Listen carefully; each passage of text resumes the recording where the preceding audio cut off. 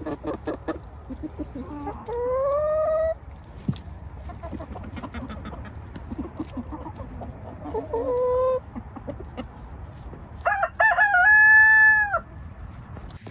morning, beautiful people. Welcome to Wilder Pass Farm. Here, we're located in northern Canada where we do homesteading, gardening, and everything in between. Today, we have some fun stuff planned and some unfortunate news that it's about time to share. Good morning, ladies. Good morning, Guru.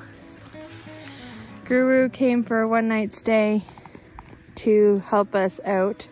I saw that Clover came back into heat, so good thing we have great friends and they brought him right away. She got bred, so we're good to go for the spring. Fingers crossed. But yeah, so he'll be leaving shortly, but he's really appreciated and I think he's enjoying his sleepover, right? Morning, ladies. Hi, Mora. Hello. Good morning.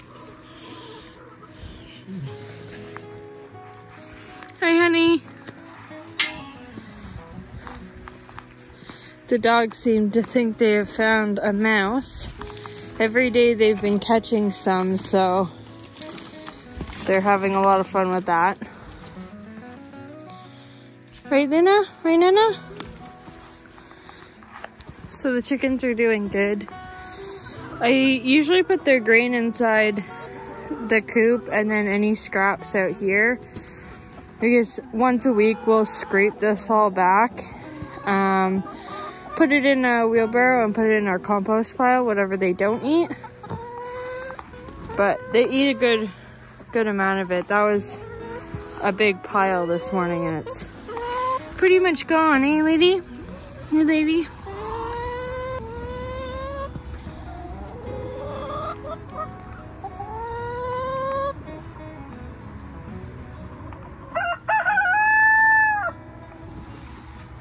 So there is something that I've kind of been avoiding talking about because it is difficult, but it is the nature of having a farm and having animals.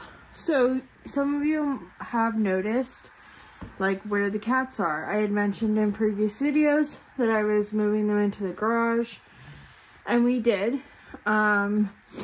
And then for about a week to a week and a half, we had the septic company come and they gave us a whole new system, which was in the books since we bought this place. But yeah, so then they were getting locked up into the garage so that they wouldn't be, you know, underfoot of big heavy machinery.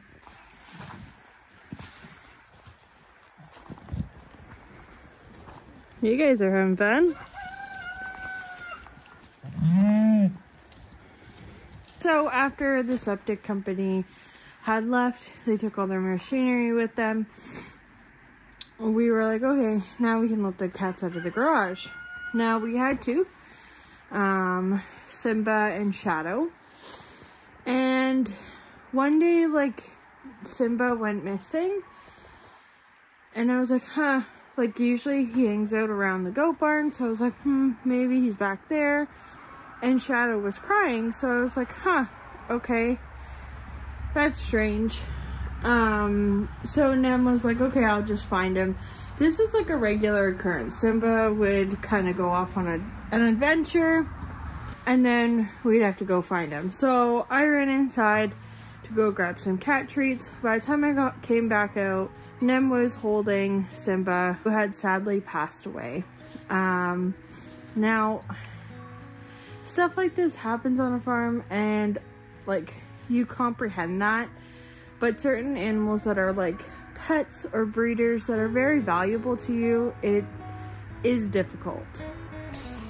So from then we buried Simba, and then I took Shadow inside because he had been with his brother since day one and I didn't want to leave him by himself, for him to you know, get hurt. We still didn't know what had happened to Simba, so I didn't know if like a predator had gotten him. There was no like visual signs, but you know what I mean. So I brought him inside. Now, Shadow was looking for a friend, and that is just how Shadow is. It's his personality. He likes other animals. So he plays with the dogs, and that's no problem. The dogs are a little rough, but yeah, so we had decided then, even though I really didn't want to replace Simba, it was necessary for Shadow to have a friend. So we ended up getting an additional kitten.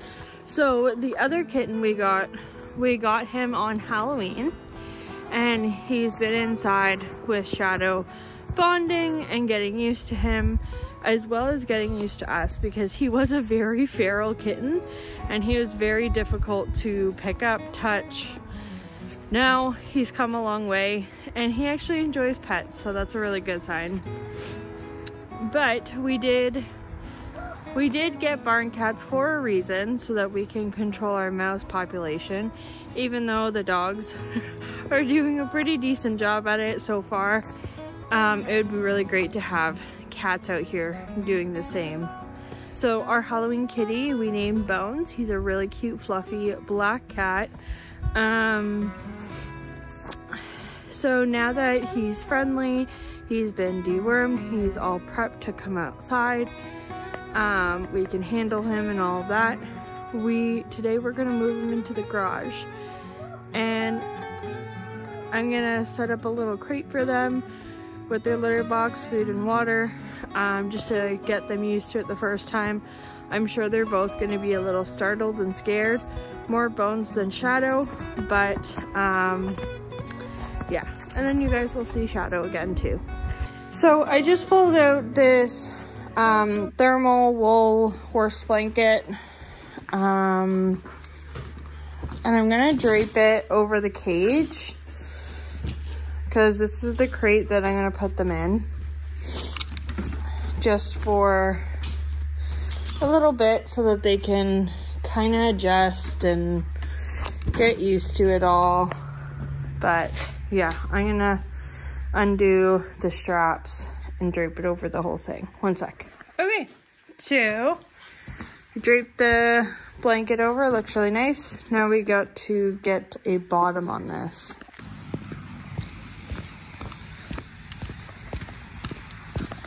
Alrighty, I just ran inside to grab a blanket to put on the bottom, just to make it a little bit more cozy.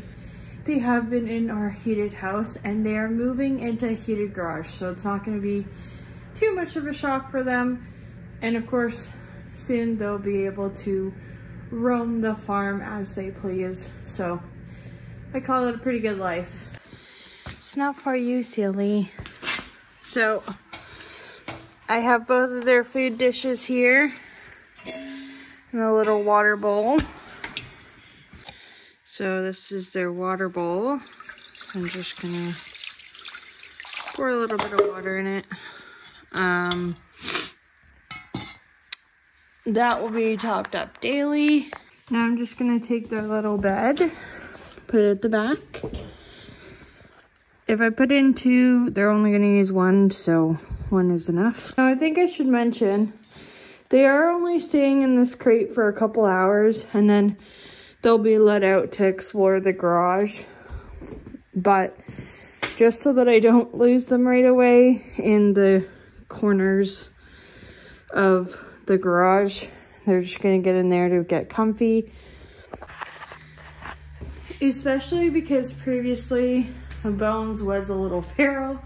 I just want to play on the safe side to have a safe spot for him, more so than Shadow, but Shadow's kind of like his support cat. Okay, so now I have them in my arms because they came out and Bones is sometimes hard to catch, so we're gonna go put them in the crate. Okay, they're doing really good. They're both purring. I'm gonna go grab their food and their litter box. Okay, so this is Bones. Hi, buddy. Good boy. You're doing so good. He's a really good boy. He's very sweet. Hey, buddy. And this is Shadow. He likes to explore because he's already been out here and outside before being brought inside again. But he's a good boy. But yeah, they have treats, water, food, and they'll have their litter box. I'm just gonna let them settle in and get comfy before I let them out. The goats ran out of hay, so we should grab some for them.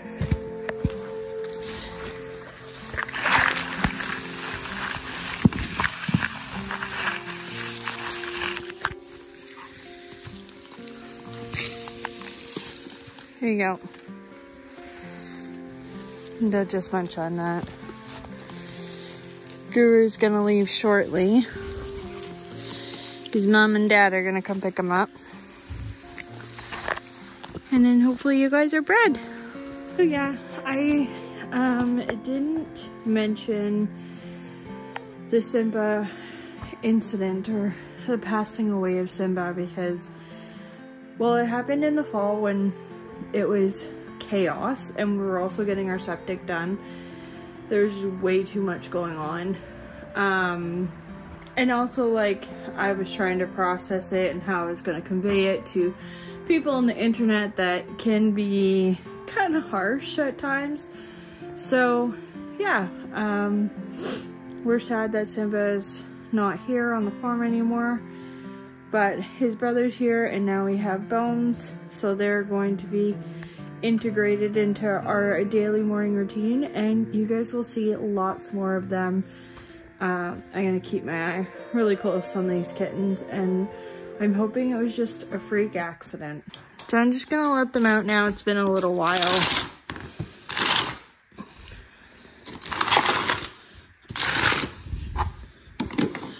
I kind of want to give them access to the whole garage, to their litter box, and I don't want them peeing and pooping in there. Bones is probably gonna go hide, but so having a spot for them is really, really important, where they know that they come back to their food and water, especially with male cats.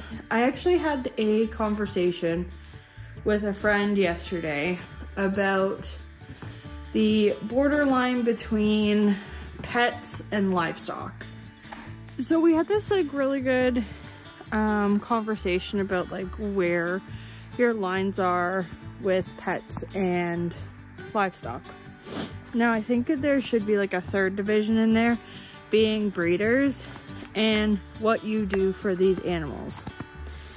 So I'll give you a few examples of the differences of livestock and pets on our farm and the differences between their care. So we'll start off with the horses. The horses are definitely pets. They're livestock in a different way. They are considered a livestock, but we didn't buy them to eat or anything crazy like that. They are here for pleasure purposes, and that's really good. Because of her beautiful markings, her being so young and healthy, good conformation, and all of that, we decided that in the future we are going to breed her. So this is where I feel like that third tier comes in with breeders. With her, they get vet care, they get farrier care. If they were to get injured and all that, a vet would come out and take care of that. We're over here in the chicken yard and the chickens are definitely considered livestock on this farm. At some places, they may be more pets and you might be doing more care and maintenance to your birds because they are pets. But these hens are kept for eggs and some of them are dual purpose, so they'd also be considered for meat. But yeah, they are livestock. At the end of the day, they are easily replaceable. And I know that might make some people upset, but that's just the honest truth. If you keep your hens as pets, that is totally okay. Just like it's okay that I treat my chickens like livestock. Now, chickens may be more than that to some people, but there has to be a line on a farm that's going to be productive. And we bought chickens so that we could have fresh eggs, and that we could enjoy having chickens. So yeah, if you do your farm differently, that's okay. But here on Wilder Path Farm, this is how we do it. The goats is where the line kind of gets a little blurred for us, and we're still trying to figure that out, and it may change over time, but yeah. So the goats are breeders. Breeders help populate your farm. These Nubians give us milk. So they're a great producer on this farm. In the spring, hopefully they'll give us healthy kids, and they'll be brought back into milk, which is really great. Now, that's not to say that if they were in dire need of veterinary care, there would be a line. And I think that's for anyone with a breeder, whether it be a pig, a cow, a goat, or even some chickens. Now, this is more just a summary of what my friend was mentioning with her livestock, that if the sum of that veterinary or extenuating circumstance that you have to provide extra care exceeds the value of the animal. So for me, each goat is an adult goat, and milk is around like $300 to $400. So if their veterinary care exceeds that, that's when you start looking at, okay, are they livestock or are they pets? Now, if they're pets and you feel that you need to do what you need to do, then that's okay. We would go to some lengths to make sure that Peach and Clover are okay. But that's because they dance on the line between livestock and pets. And I think Nev and I do need to kind of figure out where they stand. But as well as, like, if you have animals that dance on the line or you're not sure where they sit, I feel like we all kind of have to allow there to be a space and for that to be okay. If you're not going to go to extenuating circumstances to save a chicken's life, then that's okay. Absolutely. That's what we do here. Like, we do some preventative care. We do some certain things with certain chickens in certain circumstances, but like, I'm not going to call a vet out to get the chicken taken care of. And that may be something that you disagree with, but that's okay. We're not the same person. We're not on the same farm. You're allowed to run your farm differently. However, if the horses were sick or if the goats were sick, that's where the line starts being like, okay, well, let's try to figure this out. I do have quite a bit of knowledge on horses, so if something were to come up, I feel like I'd be able to handle it. And also, as long as I don't doubt myself, we're all good. But I also have friends nearby that know way more than I do, and they would definitely answer any questions that I had in a moment's notice, which is awesome. So thank you if you're watching this video, which I know you probably are. Anyways, so yeah, I wanted to introduce you to Bones. I wanted to show you Shadow and speak of Simba, which, rest in peace, we will miss him so much. But yeah, I kind of want to have that discussion upfront and honest with you guys before going into spring, that some of our chicken numbers are going to dwindle. We have way too many roosters, and that needs to change. Some of the goat kids are not going to be kept. They are going to be sold, and we will figure out how we're going to do that. I really hope you guys enjoyed this video. Thank you so much for watching. If you like this video, make sure to hit the subscribe button, like and comment down below what you'd like to see next or a topic that we can chat about. And if you could hit that share button so we can share this content with like-minded people just like yourself, I would super appreciate it. It helps me out in the algorithm. And I will see you guys in the next video. Bye, guys. Hello, Shadow. Good boy. You're a good boy, eh, bunny? Friendliest kitten ever. Where's your brother?